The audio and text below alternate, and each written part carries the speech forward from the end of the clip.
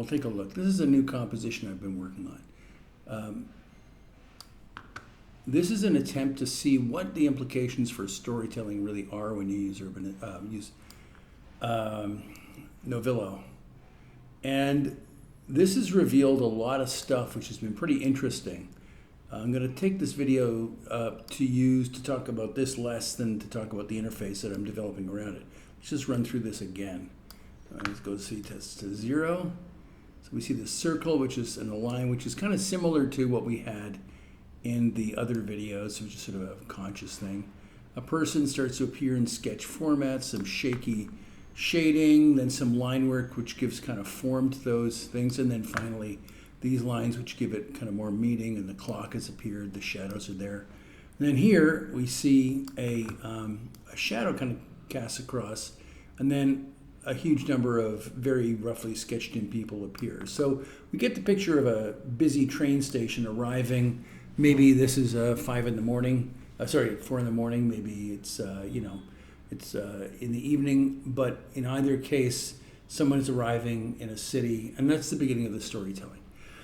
This has been kind of a success for me in terms of getting this thing up and running. I'm really pleased. There's been advancements, but one of the things that I've had to grapple with has been the fact that Novillo right now doesn't pay any attention to what goes in front of or behind other things. So almost all the shadows in here are translucent to some degree, which means that other things show through them, so you can't really tell what's in front and behind it. The actual clock face is actually removed from the blue-gray shadow behind it, because I've designed this thing around the fact that I don't have any control over priority. So what I've been working on is a new part of the interface. I'll just move this down here. You've seen, if you've been watching the videos, this before. This is where we make selections of what it is that we want to act on, and those turn into these threads, which appear down here, and these are things that I can select, and then I can select an endpoint or a location on the timeline or the storyline that I want to edit, and then I'm able to edit those things. So that's the timeline and the selections, and that might apply to the red coat here or to the lines for the people or whatever.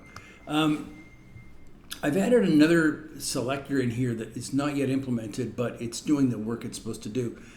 This is a new button added, and what this is all about is about controlling at different points along the same timeline, the same storyline, where it is that things appear, in front of or behind other things. So, for example, if we go here, this applies to any of the things in the list. This is the same list that appears down here. This is the same items in there. And basically what I can do is I can select here, and I can see for anything that I've selected endpoints along the timeline, 0, 127, and what the priority of the things in that selection will be. 0 means at the back, everything's in front of them. 10 is one level up from there.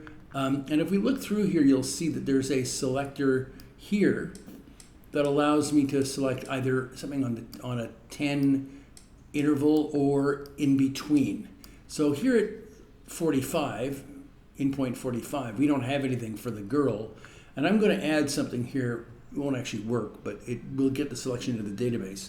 I'm going to do this. I'm going to say, using the same add button, I want to add an item that will be above 30, and above the items at 30 and below the items at 40, which means that implicitly it's going to create a new interval. We'll talk about that in another video, but for now, we add it, and we can see there we have in the list now at 45, girl Phil, and now has a priority at 40 at frame 45, which means it would be in front of almost everything that's in the drawing right now. There are some things up here at 60 and 70, but and this is sort of one of the things that I'm going to have to improve the interface, but it's feeding information into the database. And what will happen now, or what will happen next, is that as I continue to scroll through the database or through the timeline, what's going to happen? Woo! Sometimes it does that.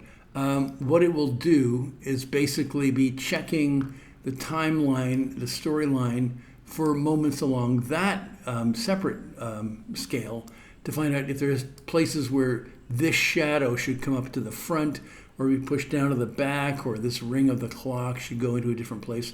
quite independent of the way they appear as far as line work and color go or their fill. They all have a separate set of priorities, which are what they're called priorities. So this is going to allow me to start designing for a much more controlled way of depicting things. Right now, there's a little bit of software hackery which says that anything that's filled is behind anything that's a line. But none of the fills are sorted one in front of the other, and none of the lines are sorted one in front of the other. So it's very crude. What I need to do now is basically get a way to make sure that this red coat can appear in front of the line work that should appear behind it. Instead, what I'm doing is, as I'm doing, for example, when we see these various figures here, I'm just not drawing behind where the clock is. But ideally, I could just have a whole field of figures drawn in here, and the clock could just come in front of them by putting a filled object in front of the people that I want to see. So I could have the object of, I could have all of the crowd there and then bring the clock in, and it would appear in front of them.